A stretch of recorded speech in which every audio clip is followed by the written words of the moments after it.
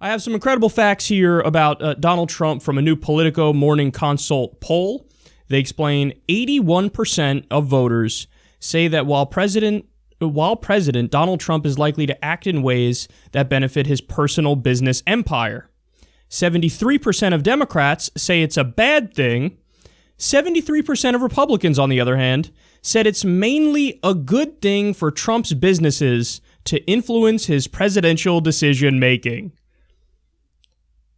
That is absolute lunacy. So 73% of Republicans say corruption is a good thing when our guys do it. All right, I hate to say I told you so, except I don't hate to say it, and I'm going to say it. I told you so.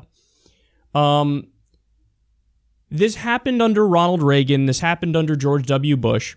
The basic idea behind it is when our guy's in office, a Republican, we play defense.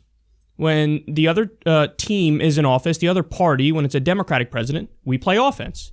So it doesn't matter what that person actually does. So, for example, President Obama did deficit reduction. President Obama did small business tax cuts, over a dozen small business tax cuts in his first term alone. President Obama did many of the policies that the Republicans claimed to like. I mean, for example, NSA spying is still in place. They said that was good to protect the homeland back when it was Bush doing it.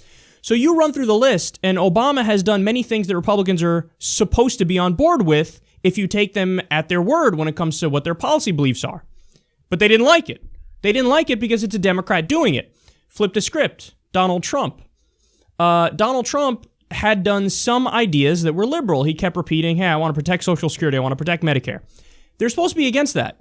Hey, I don't want to outsource deals. They're supposed to be for free trade. But again, when it's their team that decides, hey, let's do infrastructure, another thing Donald Trump was saying, then they go, oh, well, no, actually now we like that because it's our team proposing it, so we're on board with it. But that mindset is so absurd and it's stretched to such an extreme that 73% of Republicans say, yeah, we know that he's going to use the office of the presidency in order to, do what he wants for his business. We understand that. We get that. We're totally fine with it.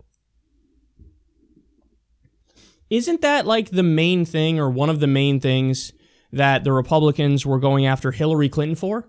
And rightfully so. The whole idea of the Clinton Foundation.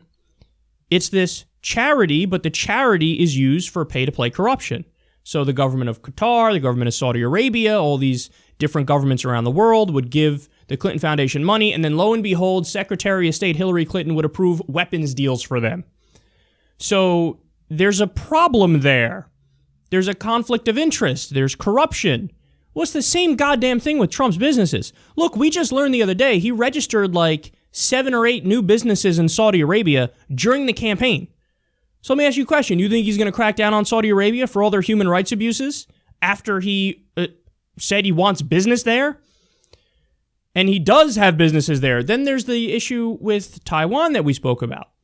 Now, I don't care about breaching protocol and, oh my God, you hurt China's feelings. That's not the crux of the story. That's not the core of the story and why it's an issue. It's an issue because there were reports that somebody from Trump's business contacted Taiwan and spoke about a potential investment there, spoke about hotels there. So as a result of that, you may have had the president of Taiwan call Donald Trump. That's a problem. Your personal business is interfering. So you also had meetings with real estate moguls from India after you were elected president. As you were president-elect, you're meeting with real estate moguls. No, I can't have that because now I know you're not going to make decisions that are best for the country. You're not going to make decisions that are best for the American people. You have a massive personal conflict of interest involved here, and you are massively corrupt to still have businesses under your name. Yes, even if you pass them off to your kids, they still have a direct line to you, and you still want them in the administration. You want security clearance for them. So that doesn't add up. What that means is you're going to make decisions for personal reasons to benefit you and snub the people. This is the exact same criticism we had of Hillary Clinton. You're making all these, you don't care about what these actors are doing on the world stage. You're not making decisions based off of reason or based off of the common good. You're making decisions based off of, I'm going to get mine. That's exactly what fucking Trump is doing. And 73% of Republicans are like, I'm fine with that. So, but just take out Donald Trump, put in Hillary Clinton, and ask them if they're fine with it. If Hillary Clinton made decisions that would, affect her business or affect her brand positively in office, would 73% of Republicans be okay with it? Of course not.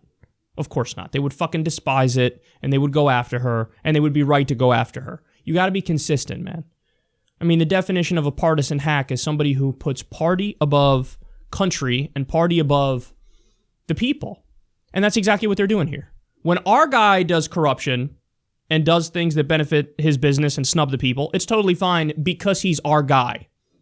It's not fine. It's disgusting, and it needs to stop. It's bad when Hillary does it. It's bad when Trump does it. It's bad when anybody does it. We need politicians with no conflicts of interest that actually represent us. That's the bottom line here.